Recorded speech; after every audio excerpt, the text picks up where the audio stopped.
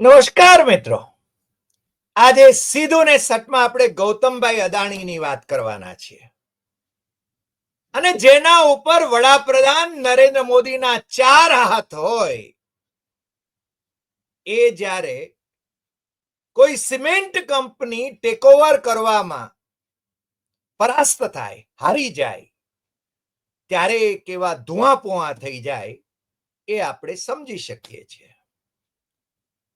ગૌતમભાઈ અદાણી એ બધી જ જગ્યાએ નંબર 1 થવા માંગે છે અને એમને મોદીજીના આશીર્વાદ છે.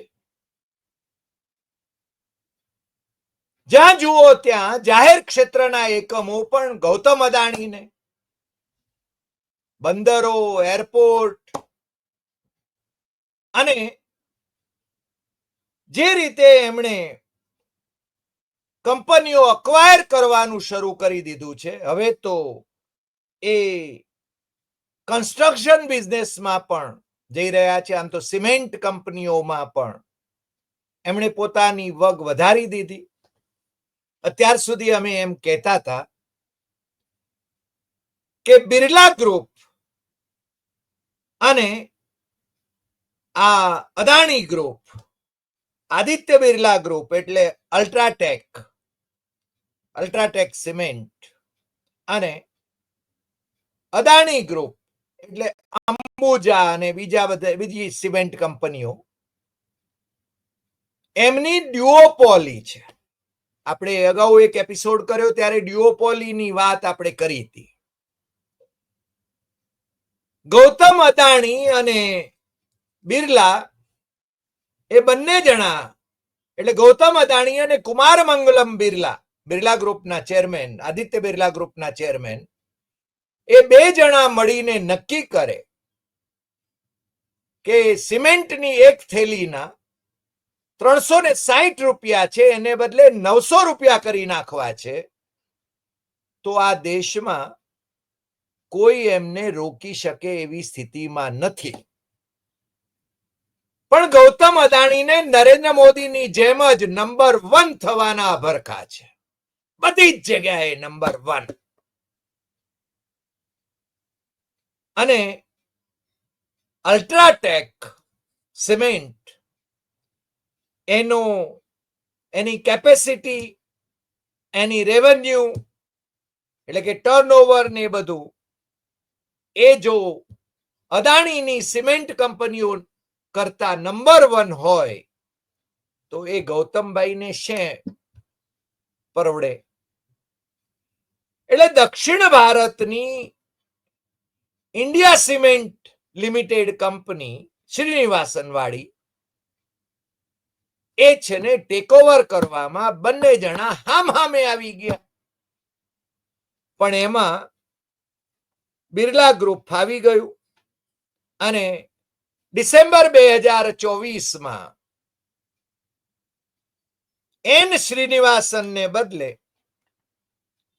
કુમાર મંગલમ બિરલા, આદિત્ય બિરલા ગ્રુપ, એનો છે ને કબજો એ આ ઇન્ડિયા સિમેન્ટ ઉપર આવી ગયો.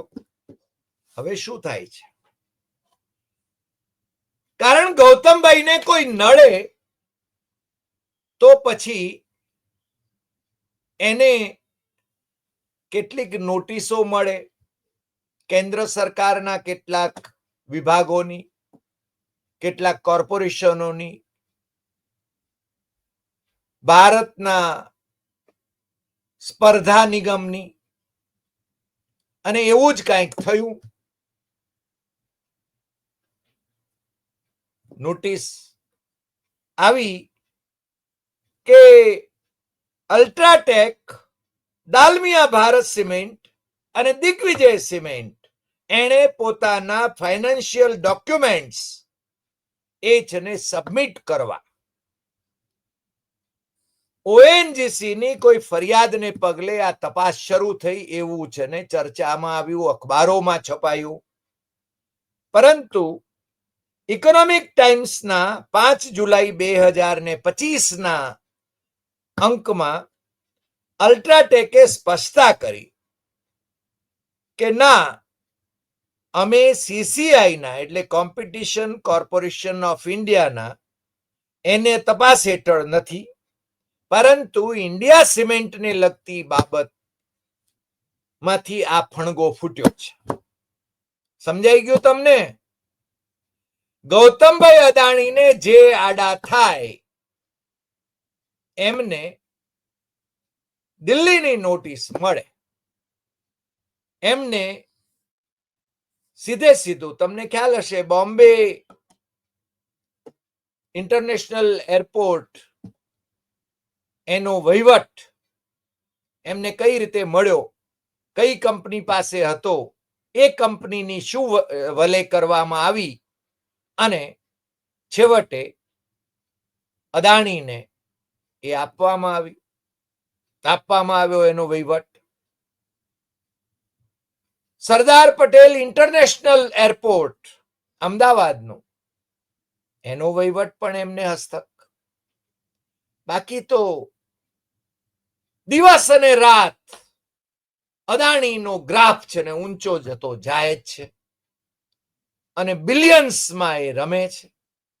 ભલે વિદેશોમાંથી એમને નોટિસો મળતી હોય, અમેરિકાની અદાલત એમને સમન્સ પાઠવતી હોય, ઓસ્ટ્રેલિયાની કોર્ટમાં છે ને કેસ ચાલતા હોય, બીજે છે ને ખેલ થતા હોય, પરંતુ જબ સૈયા ભય કોટવાલ ડર કાહે કા, ગૌતમભાઈને એવો ડર કાંઈ છે નહીં.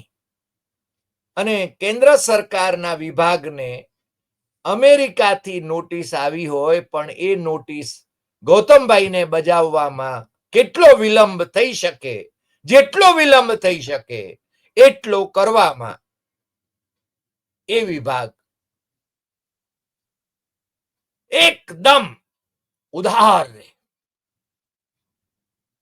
અને પણ અમેરિકા તો અમેરિકા છે, અમેરિકાની અદાલત તો અમેરિકાની અદાલત છે, ઓસ્ટ્રેલિયાની અદાલત તો ઓસ્ટ્રેલિયાની અદાલત છે. પણ એમના પર પેલા 4 હાથ નરેન્દ્ર મોદીના છે. તમને ખ્યાલ હશે કે સરદાર સરોવર ડેમ જેમણે બાંધ્યો, જયપ્રકાશ ગોળની જે કંપની હતી, જયપ્રકાશ એસોસિએટ્સ, એ કંપની એમને છે ને ભરસક કોન્ટ્રાક્ટ મળતા હતા. આગ્રા મહામાર્ગ, દિલ્હી નોઈડાના હાઉસિંગનો 25,000 કરતા કદાચ વધારે મકાનોનો કોન્ટ્રાક્ટ, એમાં એ ડૂબ્યા. 2010માં એમણે ચેરમેન પદ છોડ્યું, અને એમનો અભ્યાસ અમે કરી રહ્યા હતા, રિસર્ચ કરી રહ્યા હતા. અત્યારે પરિસ્થિતિ એની ચર્ચા એટલા માટે પણ થઈ રહી છે કે એમની જે કંપની છે એ કંપનીમાં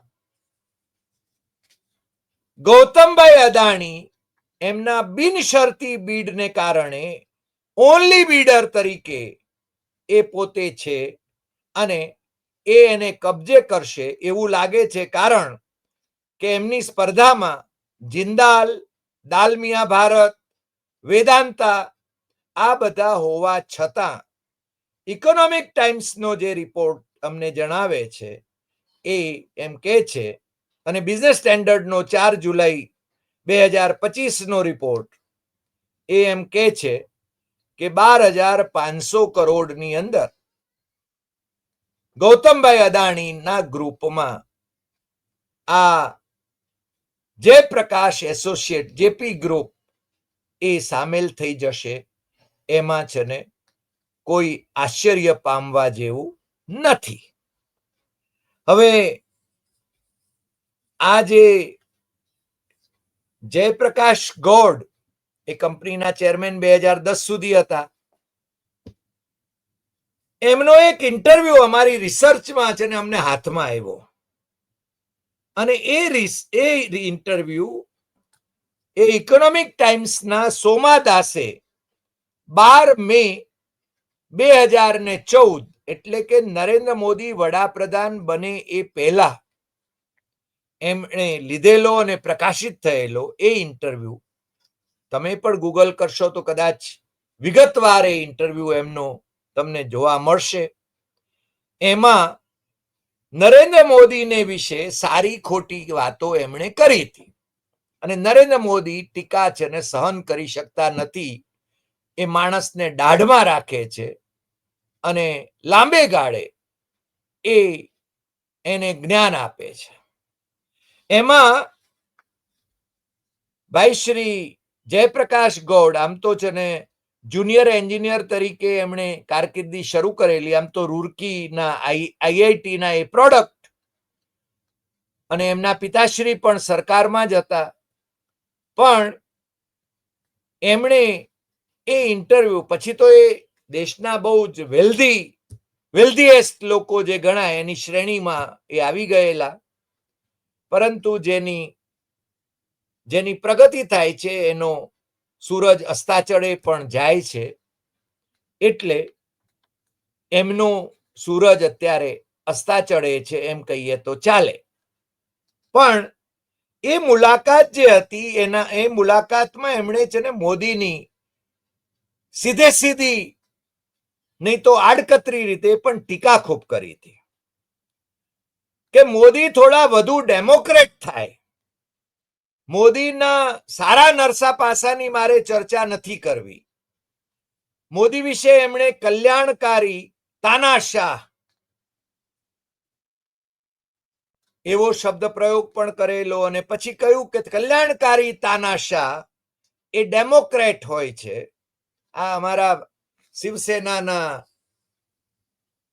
પ્રમુખ બાળા સાહેબ ઠાકરે એ ઘણી વખત વાપરતા અને એમનો આદર્શ છે ને હિટલર હતો. નરેન્દ્ર મોદીના જે રાજકીય પૂર્વસૂરીઓ કહી શકાય એમના આદર્શ પણ આમ તો મુસોલિની અને હિટલર જ રહ્યા છે.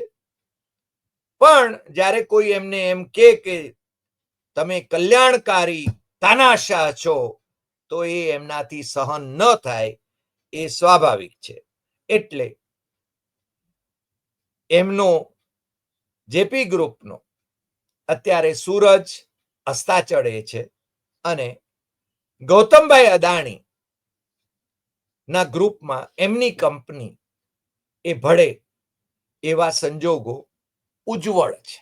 કારણ કે એમાં જ્યારે ગૌતમભાઈ બીડર હોય ત્યારે બીજા બધા આઘા પાછા થઈ જાય.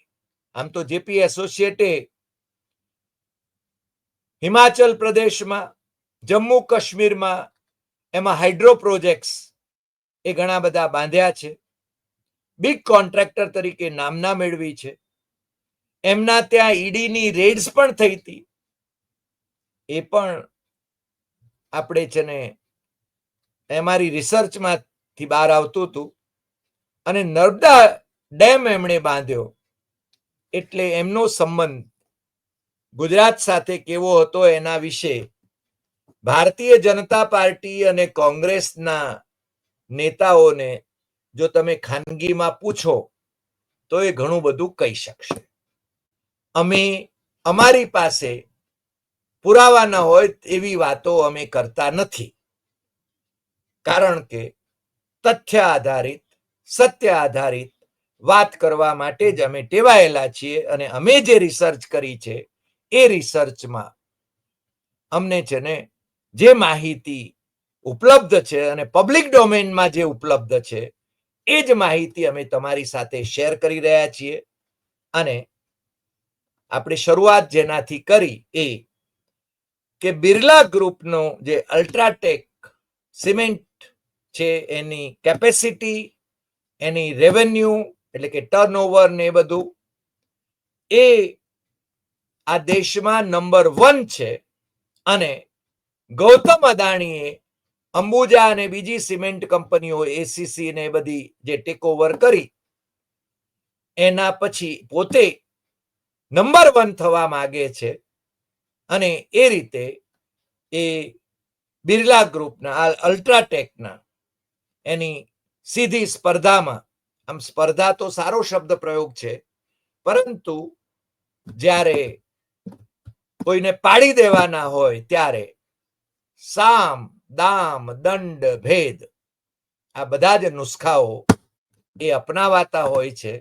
અને મેં જેમ કહ્યું એમ કે જબ સૈયા ભયે કોટવાલ ડર કાહે કા, એટલે માનનીય વડાપ્રધાન નરેન્દ્ર મોદીના 4 હાથ જેને શિરે હોય, આવતા દિવસોમાં પણ ગૌતમભાઈ અદાણીનું અદાણી ગ્રુપ એ અલગ અલગ ક્ષેત્રોની અંદર નંબર 1 થવા માટે કેવી કેવી કંપનીઓને ટેક ઓવર કરશે એના તરફ તમારે અને મારે એ નજર રાખવી પડશે. ભલે અમે શેર બજારમાં રમતા ન હોઈએ, પણ શેર બજાર ઉપર પણ નજર તો રાખીએ છીએ. આજે આટલી વાત. ફરી મળીશું નવા એપિસોડમાં નવા વિષય સાથે. તમને જો આ એપિસોડ ગમ્યો હોય તો સૌથી વધુ શેર કરશો, લાઈક કરશો, કમેન્ટ કરશો અને આપણી યુટ્યુબ ચેનલ ડોક્ટર હરિદેસાઈ સત્યમ એવમ તથ્યમ એ સબસ્ક્રાઇબ કરવા માટે મિત્રોને દેશમાં અને વિદેશમાં જરૂર જણાવશો. નમસ્કાર.